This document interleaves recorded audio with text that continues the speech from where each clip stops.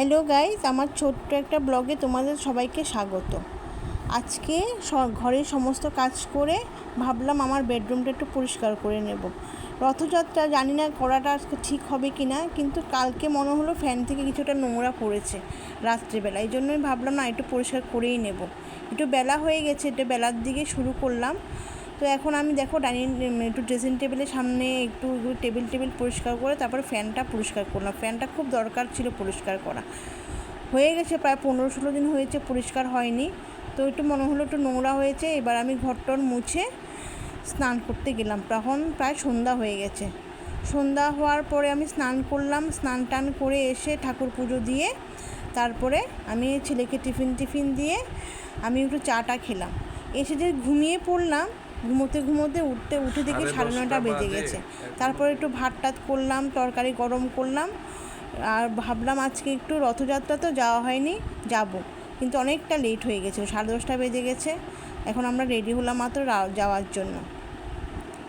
আমাদের বাড়ি থেকে খুব বেশি একটা দূরে না, আমরা বাইকেই যাচ্ছি। তো দেখো আমরা বেরিয়ে গেলাম, আমার হাজব্যান্ড আমার ছেলে এখানেই দাঁড়িয়েছিল।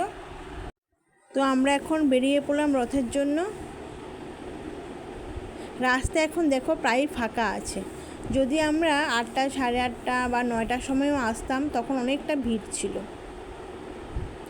এই জন্য আমরা প্রতিবারই একটু দেরি করেই বের হই। এই জন্য 10:30 বাজে না, তো 9:30, 10টা। এবার একটু বেশি লেট হয়ে গেছে, আসলে আমি ঘুমিয়ে পড়েছিলাম, তো এই জন্য একটু লেট হয়ে গেছে। এই দেখো কথা বলতে আমরা রথের সামনে এসে পড়লাম। এখানে ভিড় আছে তা না যে ঠিক নেই, কিন্তু রথের সামনে বোধহয় ভিড়টা অনেকটা বেশি হবে। তো আমি রথের সামনে হাঁটাটা রাস্তাটা ভিডিও করতে পারলাম না, আমি এখন রথের সামনে এসে ভিডিওটা শুরু করলাম আবার। তো দেখো আমরা এখানে এসে একটু চিনিকলা দিয়ে ঠাকুরকে পুজো দিলাম। এখানে অনেকটা ভিড় আছে, ওখানে অনেকটা সময় লেগেছিল। আমরা এখানে দাঁড়িয়েছিলাম, একটু ভিডিও করার চেষ্টা করেছিলাম, কিন্তু ভালো করে করতে পারছিলাম না।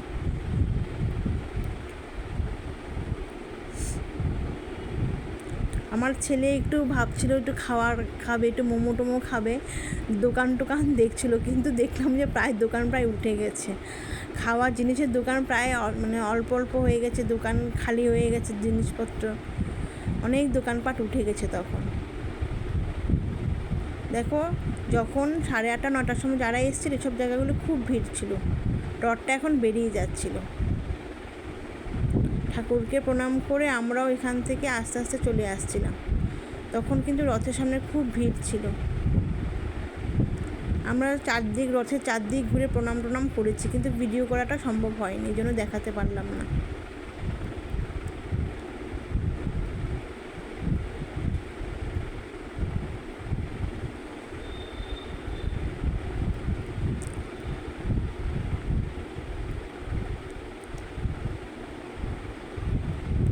এখানে এসে একটা ফুলের দোকানের সামনে দাঁড়িয়েছি, কিন্তু এত বেশি দাম বলছিল, কেনার মতো অবস্থা ছিল না, খুব দাম বলছিল। আর দেখো পেছনটা অনেকটা ফাঁকা হয়ে গেছে, অনেক দোকান খালি হয়ে গেছে। তখন একটু ঘুরে এসেই আমরা বেরিয়ে পড়লাম, আর বেশিক্ষণ থাকিনি। এখানেই ব্লগটাকে শেষ করলাম। যদি আমার ব্লগটা ভালো লেগে থাকে তাহলে লাইক, কমেন্ট, শেয়ার করে দিও।